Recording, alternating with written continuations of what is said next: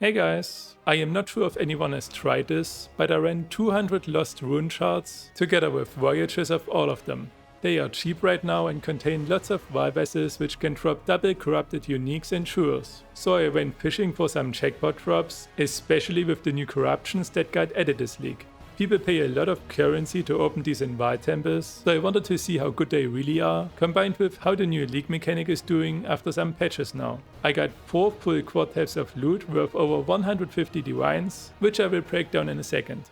Vaal Temples go for like 60 chaos right now and contain 10 Vaal Vessels. Lost Runes are unique coral forest shards that have those 2 at a price of only 5 chaos right now, with quite a bit of other loot on top. While you only get to open a few of them each run, you can run them again in a voyage with no extra cost. On top of that you get a bunch of Deadman's Sulfur, messages in a bottle, some Allflame embers, a lot of scarabs and more.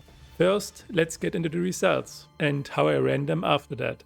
I bought 200 shards for about 6 chaos on average, and took about a divine for rerolling some of them, so the cost was extremely low compared to other mapping strategies. I completed all 200 maps in 25 voyages in 2 sessions, taking 7.5 hours in total. And this is the Regex I snapshot of my first run, and this of the second one. This doesn't include all the loot though, most importantly not the corrupted items. So let's start with double corrupted blood immunity jewels. I got 44 of them, with these 11 on the right here being worth more than just corrupted blood immunity on its own.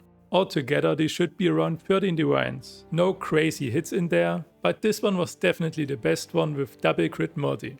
I got another 24 jewels with either max life or max energy shield, of which 7 have a combined value of about 3 divines. Something that was pretty unlucky, and the reason I originally did the Vaal Vessels in the first place were double corrupted uniques.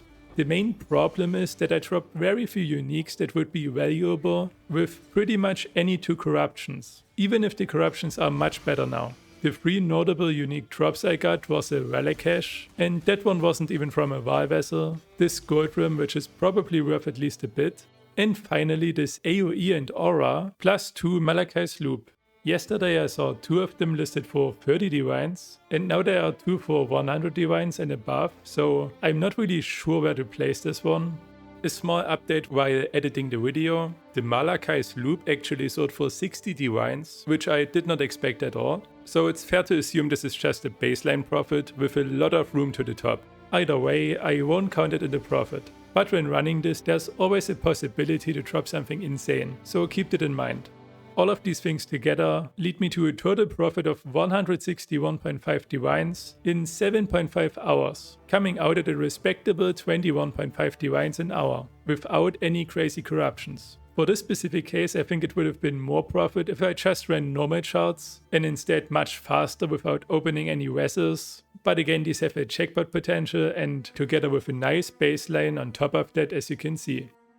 To run this, first of all, roll them in case you don't want some modifiers on there. You can create your own regex on PoE.re, which has a boat section now with the new chart modifiers. You probably want to take out pen, minus max res, maybe crit and more life or extra max energy shield if your damage is not that high.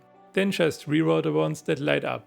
I will put a basic regex I used in the description too, alongside my character and item filter I used for this. Before running anything, make sure to get these upgrades from quest items, since they will directly increase your loot and make strong boxes rare by default. Since this mechanic is outside of the atlas tree doesn't matter here. You can just run the charts one after another with zero setup. Just look for boxes on the minimap, with automatic lanterns enabled of course. You will be in and out really fast. Apart from that, there's also a green beam coming from lanterns, pointing towards nearby loot if there's any. After you've done a bunch of charts, you can start a voyage. Lost runes are always T-shaped, so you can just throw 9 of them on there, like this. But alternatively, you can also put a throwaway connection in the middle and run the voyage in one big circle, as I like to do, since you won't have enough lanterns to open all the boxes anyways. I never rewrote voyage modifiers and basically just looked if I hit a rare monsters drop a divine mod. In that case I would have stacked strong boxes to reroll for +3 rare monsters and a stream of monsters. You cannot do this with the Vaal Vessels because they are always corrupted. You ideally always save some charts with 4 or 5 strongboxes to adjacent areas, and some other ones for global increased rare monsters as a backup for the case this actually happens. In the best case, there are also someone who can jump in the map and supply you with more chaos orbs to reroll boxes, because getting both of those mods is pretty rare. You can pretty much make a fortune from this, as in over 100 divines I think. So that's a big potential profit opportunity for Voyages on any strat really. Apart from that very rare mod, you also want to full clear the areas where lanterns are not consumed. In general, there tends to be a lot of other random loot in the open areas where the charts are getting connected. If you play a fast caster and have a caster mastery you can use, get a chance to open chests to speed up running these a bit more, since there will be quite a lot of boxes. Something I noticed after clicking that mastery myself is that you also open some chests by accident you wouldn't see otherwise. It can be a bit difficult to guess the value of double corrupted uniques, but usually 1C uniques aren't worth much with them either. This is important to not bloat your inventory the entire time or get rate limited on price checking and sit there waiting for 5 minutes. The last thing I want to note is always stash valuable loot in the Allflame capsules and send it to the boat.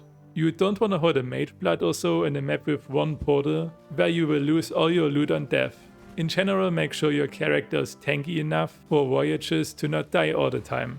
You can get rid of some extra damage mods in the Regex II to avoid this. If you didn't do the boss yet in Kishara's Rest, avoid extra energy shield on that one. Otherwise you will brick the fight unless you have crazy damage, because the energy shield will refresh all the time, because of immunity phases. You should also do the boss because of 2 permanent upgrades. I think one is rarity and the other one is the 4th crafting slot to choose from. The TLDR of this video is that just Orc and Go running charts is pretty decent, considering I had no crazy voyage modifiers or any other Jackpot mods in the 21 divines an hour really. You don't need to run Lost Ruins of course, it was just the most interesting one to me considering the Vaal Temple prices. The cost is also minimal compared to the usual Scarab setups, and the mapping is on a very fast pace, so give it a try if you didn't interact with it yet. As always, let me know if I missed anything in the comments. I am not super experienced with the new league mechanic myself. Leave a like, subscribe, or even become a channel member if you enjoyed the video, and hopefully I will see you in the next one.